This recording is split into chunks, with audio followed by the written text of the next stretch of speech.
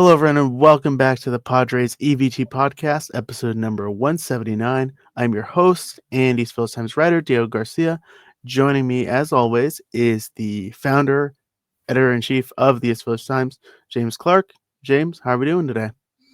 Not too bad. Surviving the rain. You know, us native San Diegans don't exactly like that, but we're making do. Agreed. 50 degrees. It's freezing if you're from San Diego. I'm sure our audience certainly gets it. Yeah. Well, some of them do. Some of them might be back east and calling us babies, which, if the shoe fits, I don't know what to tell you. 50 degrees is cold for us. Agreed. Yeah. Winter jackets are out in the middle of February. Yeah. But speaking of other things that are out in the middle of February, let's talk about these Padres making some moves kind of under the radar. It's been what they say. What do they say about AJ Preller? He works in bunches. Well, over the last week, he really has. Yeah. So there's been some additions on the offense and some additions on the pitching side. Let's start with the offense because chronologically those came first. For sure. Connor Joe and Jason Heyward each for about $1 million. Yeah. Initial thoughts?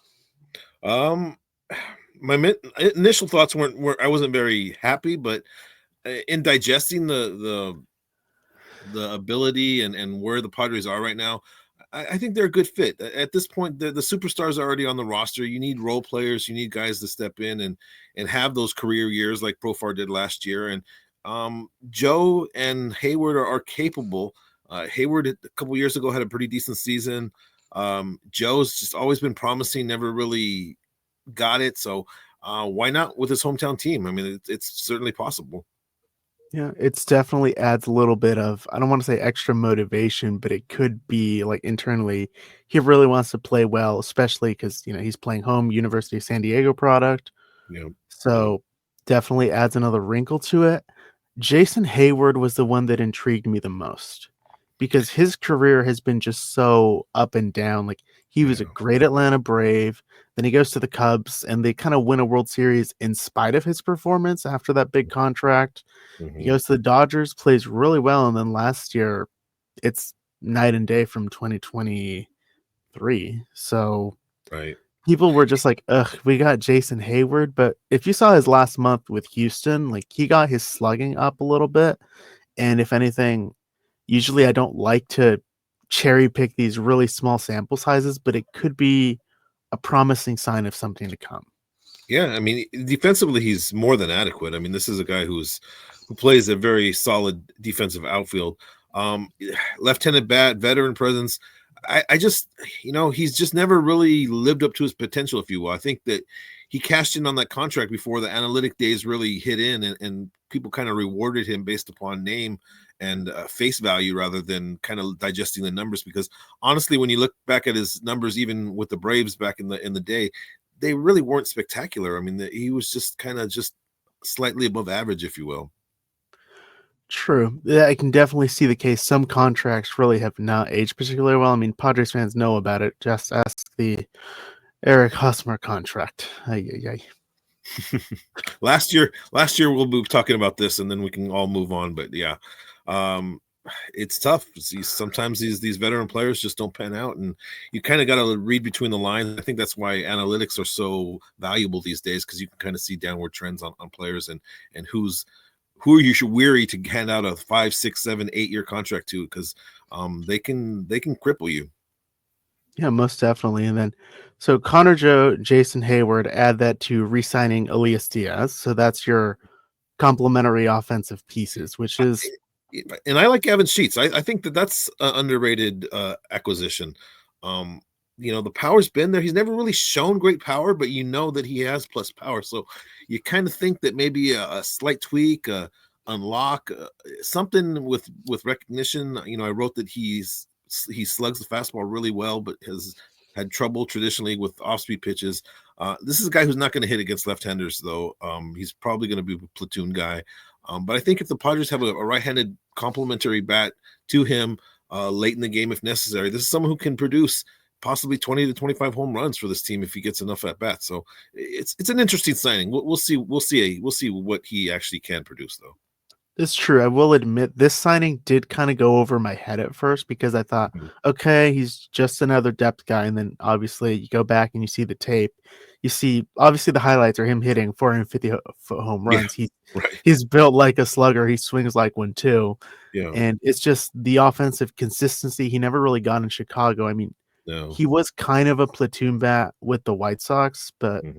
then again, the White Sox aren't particularly known for hitter development. Yeah, so you kind And of think that somehow he can unlock something, and interesting thing about Sheets is that he can play the outfield, and he's made the majority of his starts in the major leagues in the outfield. So that's also helpful for the Padres, being that they have an issue in left field. So he can maybe slide over there when it's necessary.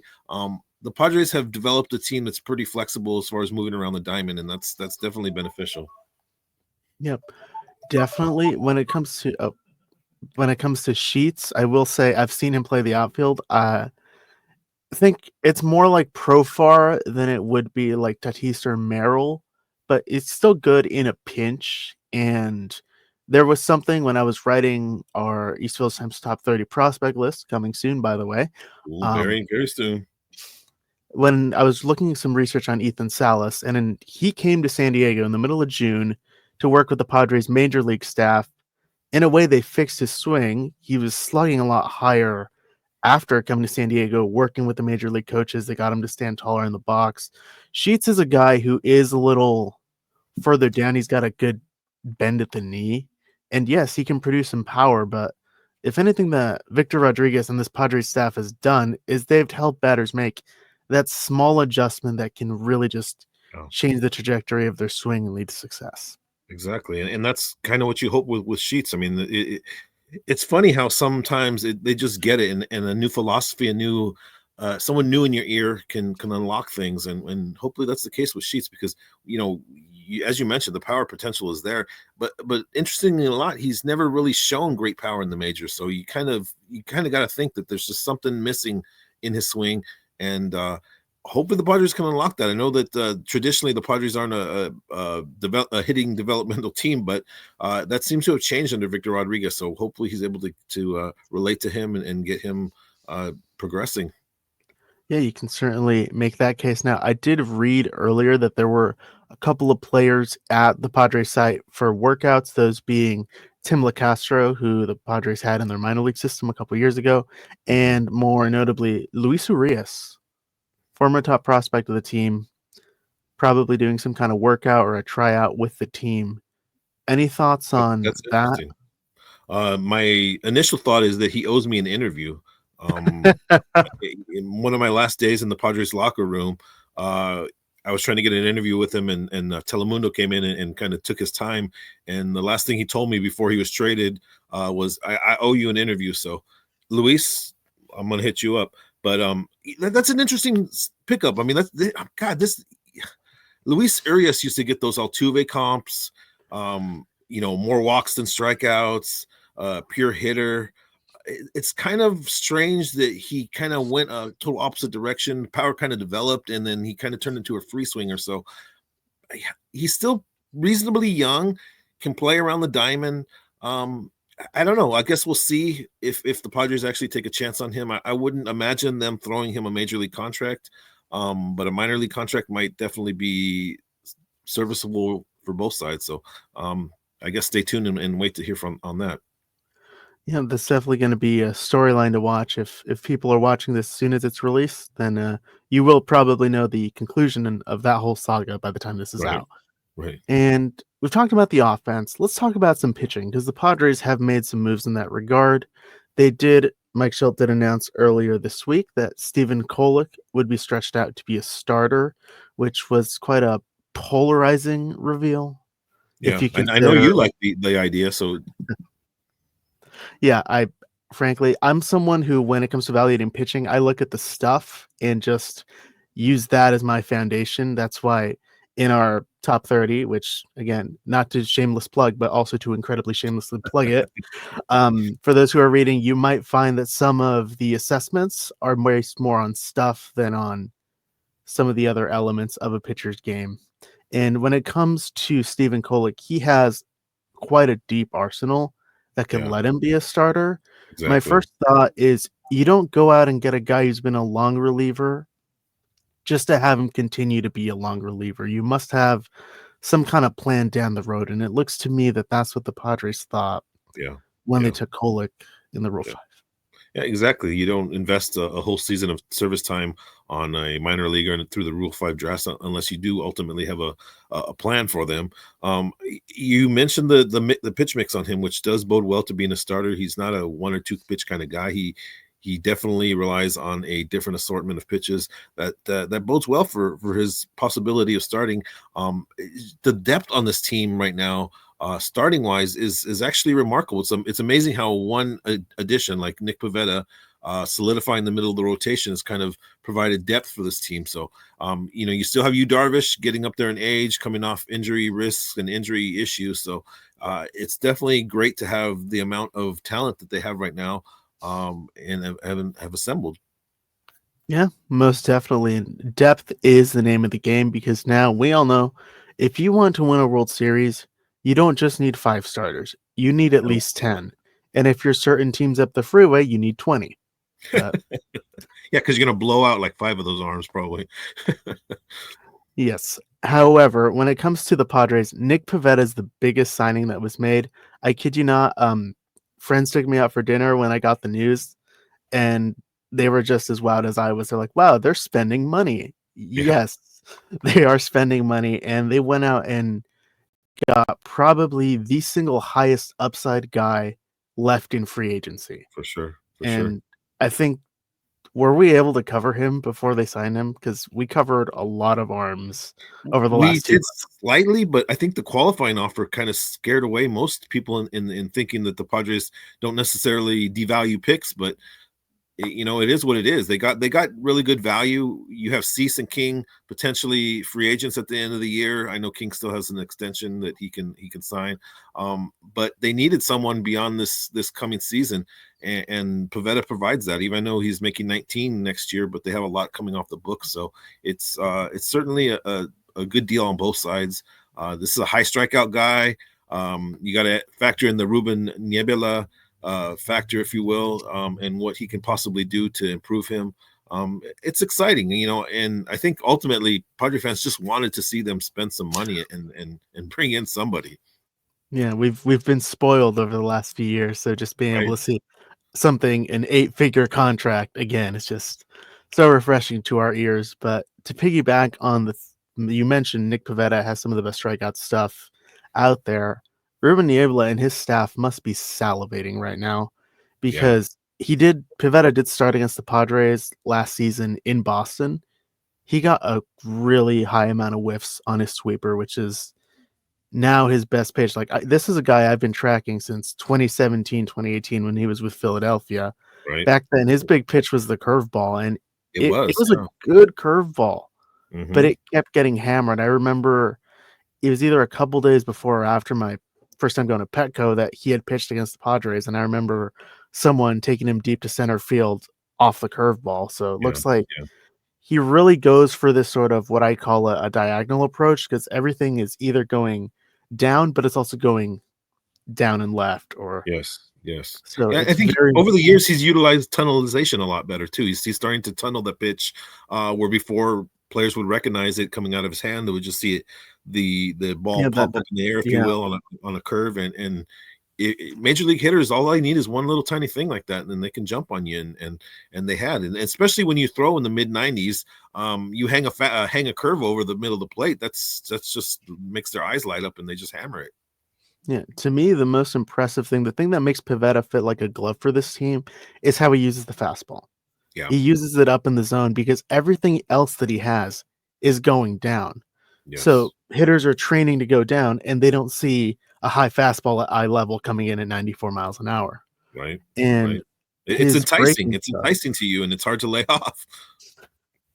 oh, most definitely. If I was a hitter, I would swing at that. I know. I was never a good hitter, but if I was, I would swing at that. I feel the same way, man. I feel the same way. There's a reason why we're talking baseball instead of playing baseball.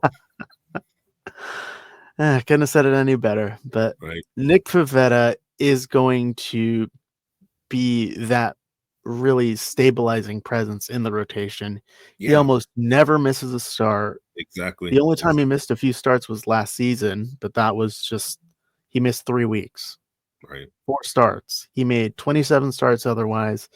He's gonna give you innings, and he's gonna do a lot better in San Diego than he did in Boston because Yeah. defensively, this team, as currently constructed, even if you put Luis Arraez at first base, you still have a pretty solid defensive infield.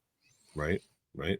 And just pitching in the NL West is going to be a little easier than pitching in the AL East. I mean, the AL East, Toronto's not an easy place to pitch. Baltimore's not an easy place to pitch. The Yankees, with Yankee Stadium. I mean, his numbers should be better with the Padres. It's a good addition to the team. It really is, and it came at a really good time with pitchers and catchers reporting yesterday. It just provided this excitement to the fan base that was kind of missing the whole season, the whole off season, if you will. Yeah, this feels very much like when they signed Michael Wacha to that incredibly complicated one-year deal with however many options that had. It's Right, very much in the similar vein. You know, they're taking a bet on the stuff, and clearly they must have a plan. And right. speaking of this organization having a plan, the morning that we're recording this video, today is February 13th. This morning, the Padres out of nowhere announced that they had signed left-hander Kyle Hart to a one-year contract, and he pitched out of the KBO last season. Right. So, initial thoughts on that deal compared to where you are now? That's just another excellent value deal for the team. I mean, you're bringing in a left-hander who they actually don't have any left-handed options right now in the rotation, so that mixes things up. I don't want to say he's a soft tosser, but he's not necessarily a mid-90s kind of guy. More of a pitcher that relies on a lot of spin, and I think that works well with what they're presently rolling out. We'll see if he's able to secure that number 5 spot, but it's nice to be able to throw him in the mix with Waldron and Vasquez and Brito and Kolek. That they're going to have options, and suddenly this team has depth in the starting pitching role, which a couple of weeks ago, a week ago, even a couple of days ago, most people were complaining about the fact that the bottom 2 starters were going to be out of this mix. Now you're only going to have to pull 1 starter out of that mix, so it definitely sort of solidifies this rotation. Hart is it's I don't know. We'll have to wait and see. But for the price that they signed him for, it was $1 million, right? Like $1 million with a $500,000 buyout, so 1.5.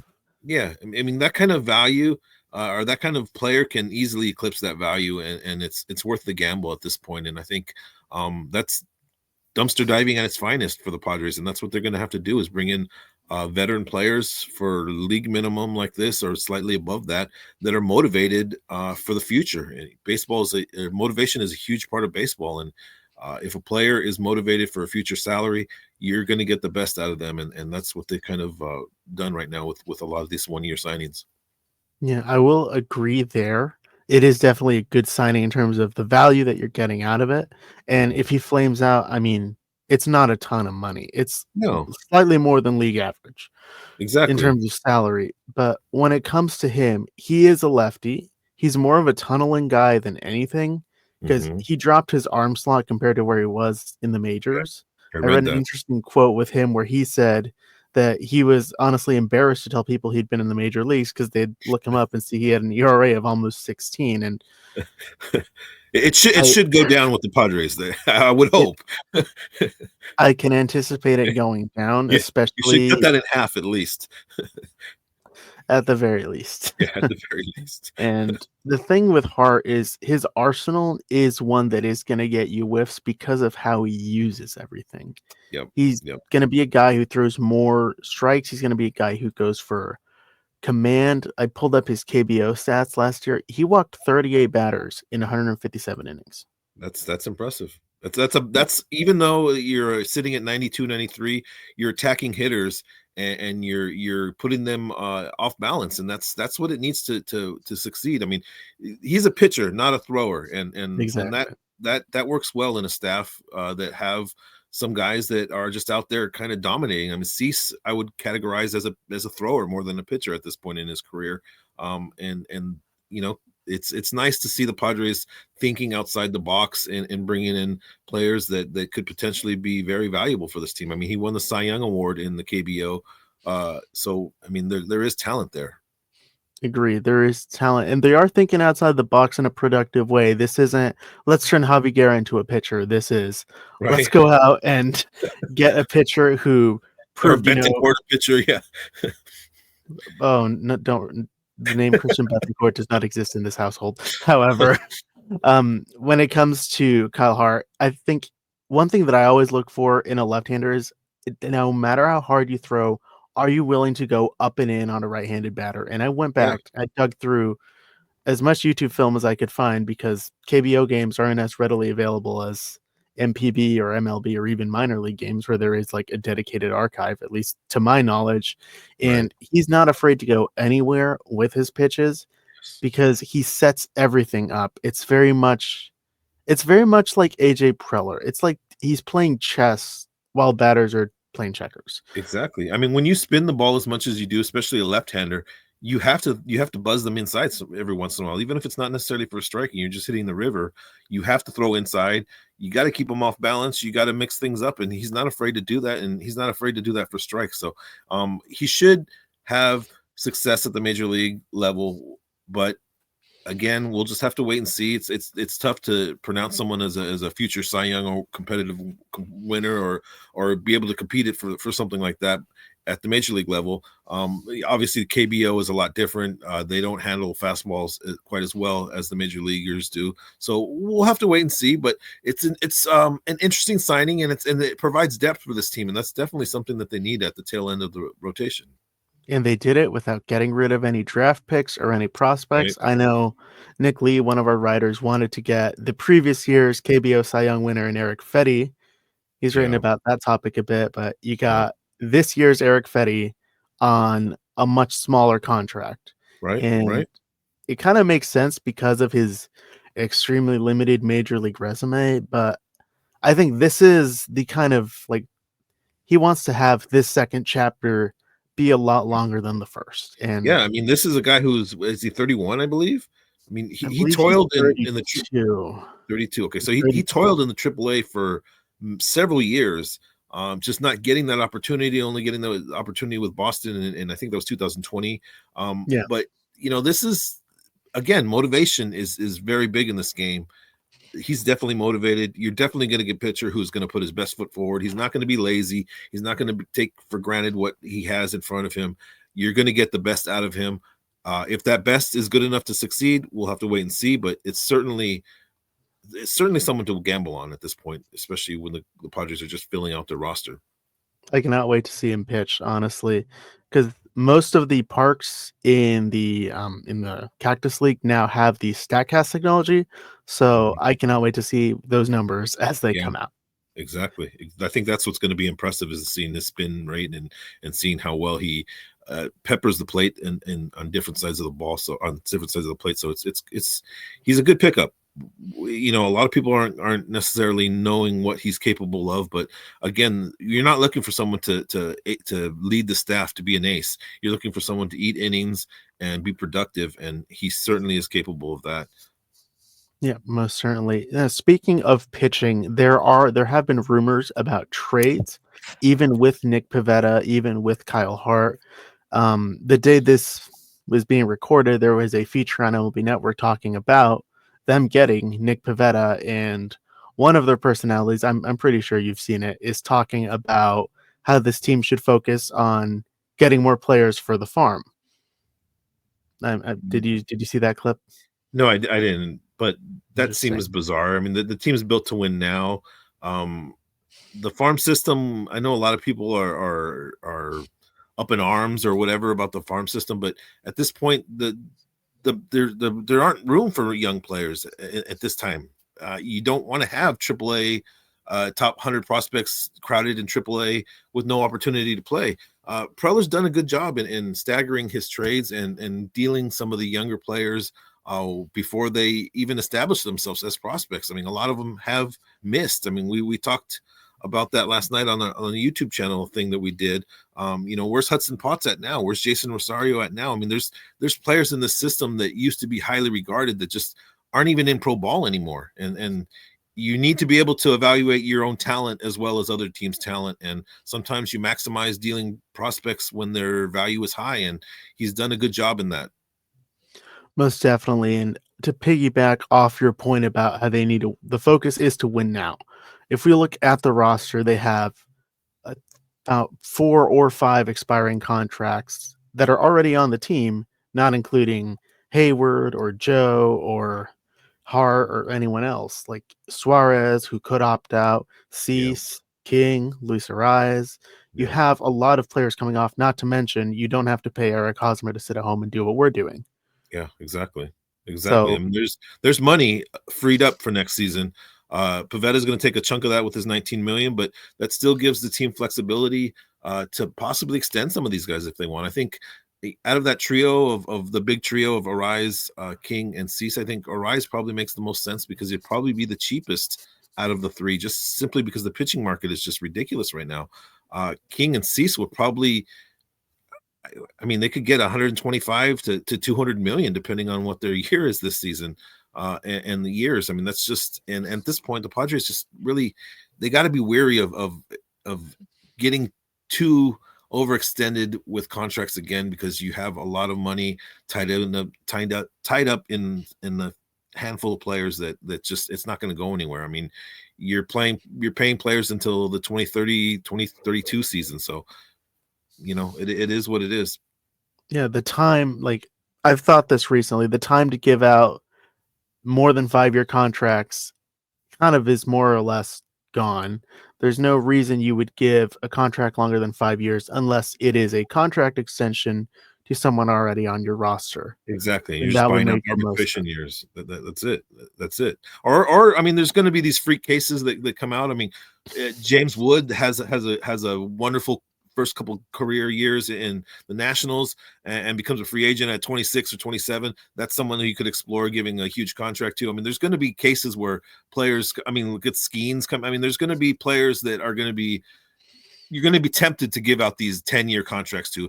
I don't know if we'll ever see a 15-year like Juan Soto got, but again, their phenoms come out of nowhere sometimes. We'll just have to wait and see. Yeah, I think with the current state of the team, with their set of long-term contracts, and I really just don't see AJ Preller going for a long-term contract that isn't a contract extension. Dylan Cease, I'm going to say this right now, and if it comes back to bite me, I will accept it. He's going to get more than $200 million next year. Yeah. He's a Scott Boras client. He's either going Yep. to get over 200 million across at least 6 years, or he's going to get a 3-year deal with an insanely high AAV because Yeah. he doesn't get injured. No. Yeah, and you mentioned he's a Boris client. I mean, that's going to be their goal. That's going to be what they want. I mean, look at what Bregman got from the Red Sox. I know we skipped to a hitter opposed to a pitcher, but $40 million for Alex Bregman is insane to me. But there's going to be teams that are going to pay it. The pitching is at a premium. Like you mentioned, Cease eats innings. He strikes batters out. That's valuable to a contending team, and he will be paid. And I'll say it right now. There's a 0 to 0.5% chance that he resigns with the Padres after the season. I mean, they're just not going to be able to afford him. There's just no way. That's kind of how it's been since he got traded here because we've known he's a Boris client. He has 2 years of team control left. And I've tracked a lot of starting pitcher trades over the last 5 to 10 years. 2 years of team control is the best spot to trade a pitcher other than the trade deadline Right. because Right. you're going to get a lot for that player compared to if you traded him with 1 year of service or team control left. Yeah. Because that second year, that first year that's more affordable, really heavily front loads the value, which is why the White Sox were able to get Heido Iriarte, Sammy Zavala, Drew Thorpe, and who was the last piece of that deal again?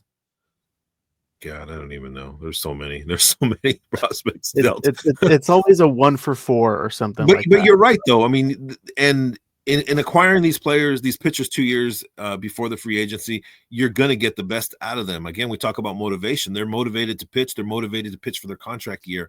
That's when you're going to get the best value from these guys. I would expect the Padres to explore trying to find another young arm somewhere down the line. If it's not now into the season or into the next off season, they're going to need somebody again with 2 years control, who's showing dominance at an early age, and who's pitching for that huge contract. And that's what you want from your pitching staff. It gets scary when you start extending players that are already on your staff because you're paying for what they've already done. I mean, look what the Dodgers did with Kershaw. I mean, they paid Kershaw and paid Kershaw and paid Kershaw, but it was more about what he already did rather than what he's going to provide value for you.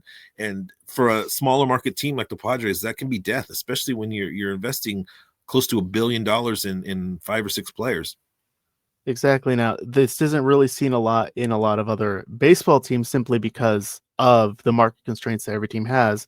I've seen this a lot in hockey where they will keep the core together, but they don't really take into account how they're going to age. But granted, that's a very different sport than this. Like the Yeah. closest thing I can think of in baseball is Joe Mauer and the extension he got towards the end of his career, where they were more or less paying for what he had done in his MVP seasons compared to the tail Yeah. end of the deal. And Yeah. knowing San Diego and this pitching development, this front office, this team that is built here, they're going to want players who they can get more out of. They're not going to want to Yes. pay for what someone has already done before. Right. Granted, they've done that. It hasn't been terrible, but there are instances where it's not been great. You could say that Yeah. when signing Bogarts, they paid for what he'd done in his career so far compared to what he was going to be. Yeah. I mean, That's free agency in a nutshell. Bogarts and Hosmer are the perfect example of that. You're paying a good player, great player's money, and that can be crippling, especially when you're talking about 7, 8, 9, 10 years. It can really hurt a franchise. It is what it is. You have to be smart with these investments. You have to kind of look into your crystal ball and see if this guy's going to age well, because there are players that age well into their 30s and up into their 40s that are productive players, but generally it's journeyman type players that do that. It's not the everyday star that kind of goes into the 30s and 40s. I mean, look at Robinson Cano. He's playing. I mean, he had spent some time with the Padres. He's all over the place, playing in Mexico and then in the Dominican and pro ball. You just got to read between the lines on what you think their value is ultimately at the tail end of these contracts, because especially if you group them all together, the tail end of those contracts is going to be really, really sad for the franchise. Yeah, that's part of why, even though Yu Darvish's contract was very surprising when that extension was put out. Yeah. The way it was structured, Yeah, exactly, because it's worked front loaded in the team's favor. Exactly. Yeah, I mean, he's making what, 10, 12, 14 a year coming up after this year or something. I mean, that's reasonable 14, you still want to see more.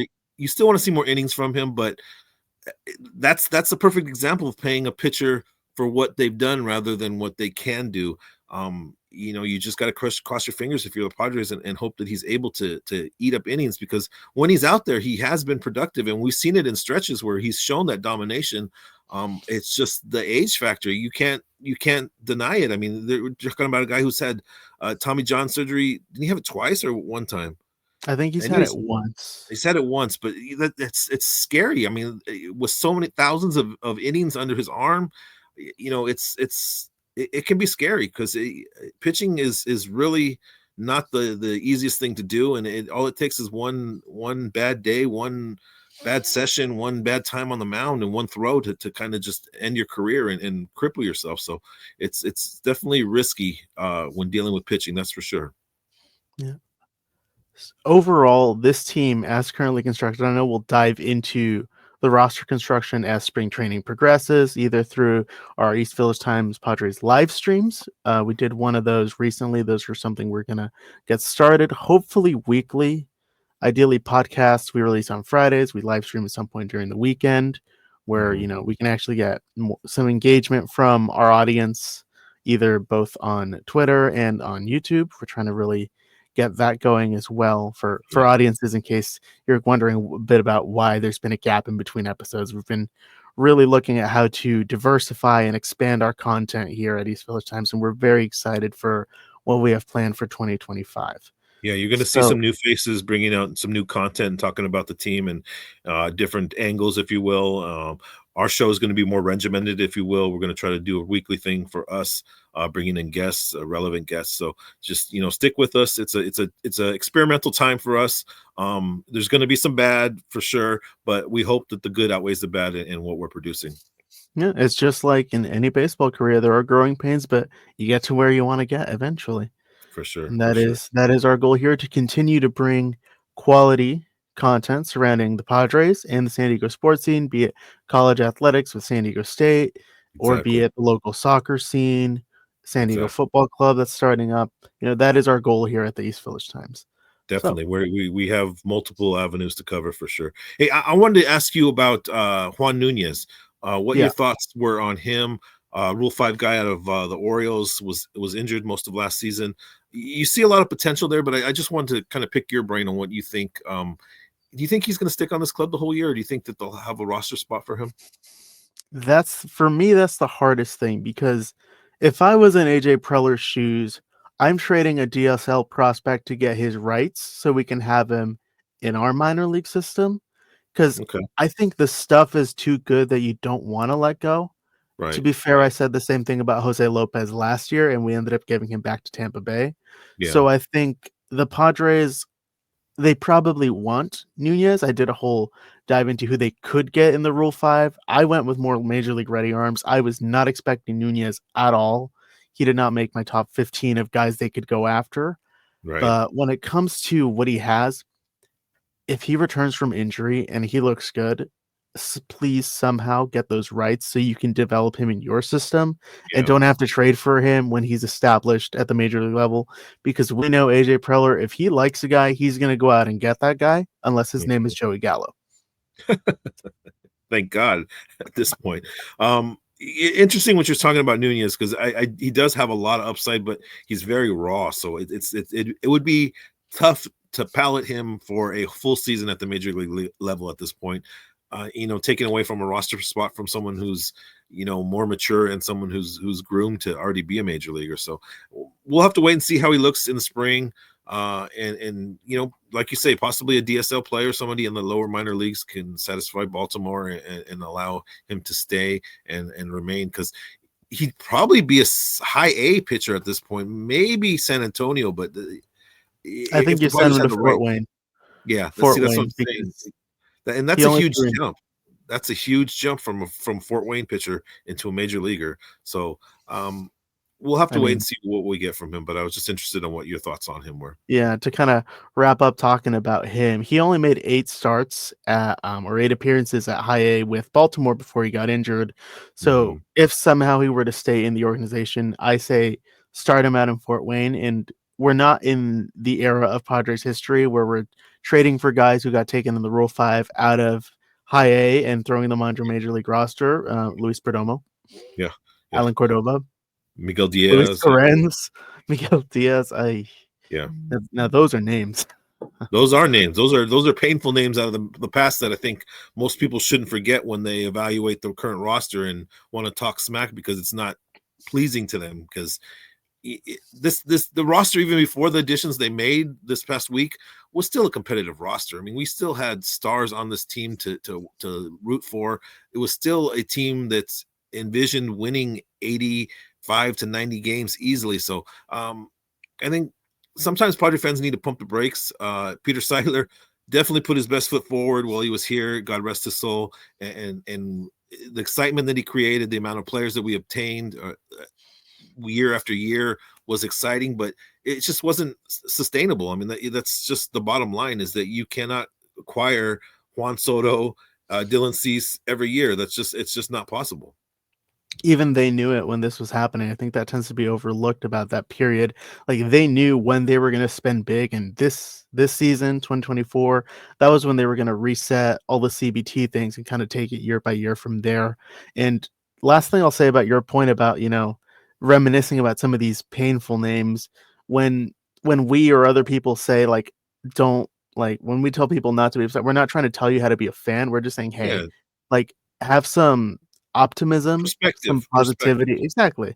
Because I mean, you've seen more Padres baseball than I've ever been alive for. So I mean, you can.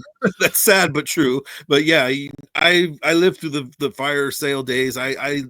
My heart was broken as Gary Sheffield was dealt. Thankfully, Trevor Hoffman turned into a Hall of Famer, but Gary Sheffield was a Triple Crown potential winner at the time that he was dealt from this team and was in his early 20s, and it was traumatizing seeing Adrian Gonzalez, Jake Peavy ushered out of town. Heath Bell talked about it in a recent podcast with Kyle Glazer, how the Padres didn't even offer them contracts, didn't even want them, didn't entertain any idea of keeping them around. And these are guys that would have easily been the all-time wins leader, all-time home run leader in the franchise history if they stuck around. And they're San Diegans. I mean, Adrian Gonzalez was San Diegan. I know everyone wants to point to Dodger fame and how he works for the Dodgers now and he's a Dodger.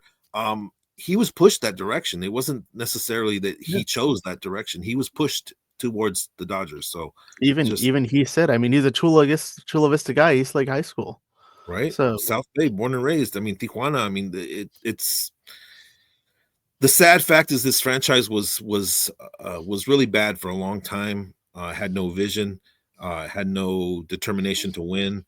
They were just kind of just taking up space, and I feel sorry for some of the lower market teams that are in that route right now, because it's sad to see that when you have no hope. Your hope is to finish 500. Maybe we'll compete. Maybe we'll make the playoffs, but there's no way that they would win. I mean, that's kind of how it was. And that 2010 team was exciting, but again, that was full of players past their prime that were just kind of brought in as a last ditch effort to kind of satisfy the fans and kind of keep the attendance up at Petco Park. And we're definitely at a different time for this franchise, and it's an exciting time. I always tell Padre fans to stay positive, and just hopefully one day we'll have that parade. Yeah, hopefully within our lifetimes. Yeah, my lifetime is going really fast, so they better hurry the hell up. That's all I have to say. Well, with that being said, everyone, that's going to wrap up this episode number 179 of the Padres EVT Podcast. Once again, wherever you are, whatever time you're enjoying this at, thank you all for tuning in. We look forward to speaking to you again very soon, talking about our favorite team and hopefully yours, the San Diego Padres. So, on behalf of East Village Times founder, editor-in-chief James Clark, this is Diego Garcia, signing off. Have a great day, everyone.